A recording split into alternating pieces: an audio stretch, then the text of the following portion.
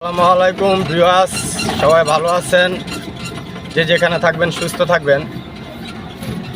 আজকে এমন একটি জায়গায় এসেছি, এটা হচ্ছে নারায়ণগঞ্জ বন্দর কলাগাছিয়া মোহনপুর ঘাট। আপনার নারায়ণগঞ্জের শেষ বর্ডার। নারায়ণগঞ্জের শেষ বর্ডার। আমি আগামী পর্বে সংক্ষিপ্ত একটু কথা বলেছি, দৃশ্য দেখানোর চেষ্টা করেছি। আজকে পুরো দৃশ্যটি আপনাদেরকে উপভোগ করাবো এবং দেখাবো। চলুন আমার সাথে।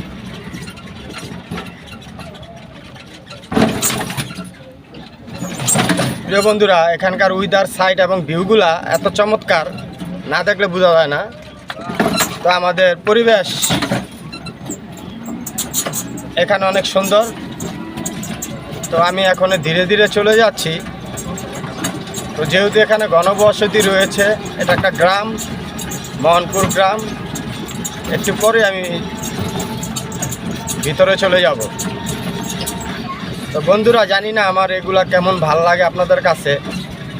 আপনারা কমেন্ট করবেন এবং লাইক দিবেন, সাপোর্ট করবেন, এটাই তো আশা। অ্যাকচুয়ালি আমি কোনো ফেসবুকে ইনকাম করার জন্য আসি নাই। তো আমি আমার জাস্ট প্রতিভাটা ধরার জন্য এসেছি, প্রতিভাটা তোলার জন্য এসেছি।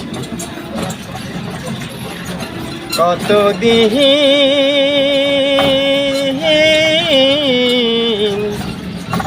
দেখি না মায়ের মুখ, ওড়ি না সেই মরা নদী মিঠা প্রাণী পা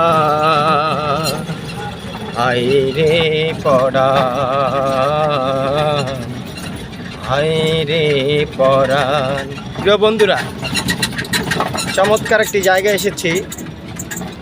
এটা হচ্ছে আপনার নারায়ণগঞ্জ কলাগাছিয়া মোহনপুর ঘাট। এটাই শেষ, এরপর আর কোনো ঘাট নেই। চারো সাইডে শুধু নদী আর নদী। তো ওই নদীটা হচ্ছে ধলেশ্বরী, এরপর হচ্ছে শীতলক, এরপরে বুড়িগঙ্গা, ব্রহ্মপুত্র, মেঘনা। 5টা নদীর বাহিকা নিয়েই এখানে যোগাযোগ হচ্ছে। তো বাংলাদেশের যে কোনো প্রান্তে এই নদী দিয়ে আপনারা যেতে পারবেন। এত সুন্দর, এত ভিউ, না বলার মতো না। নদীর পানি এখন একটু বেড়েছে। ওই যে দেখেন, জেলেরা মাছ ধরতেছে। কিছুদিন পরে মাছ ধরার জন্য সবাই নেমে যাবে। মাছের অনেক বিখ্যাত এই জায়গার মধ্যে। নদীর মাছ তো অনেক টাটকা, প্রচুর মাছ ধরা যায় এখানে। তো আমি দেখাচ্ছি আপনাদেরকে, আপনারা দেখুন এবং উপভোগ করেন। এখানকার উইদার সাইডগুলা চমৎকার দৃশ্য। তো বন্ধুরা, আজকের মতো এ পর্যন্তই।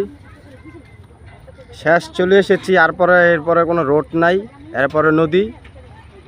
ওই সাইড হচ্ছে সোনারগাঁও, এই সাইড হচ্ছে মুন্সিগঞ্জ। আর আমি যেখান থেকে কথা বলতেছি এটা হলো নারায়ণগঞ্জ।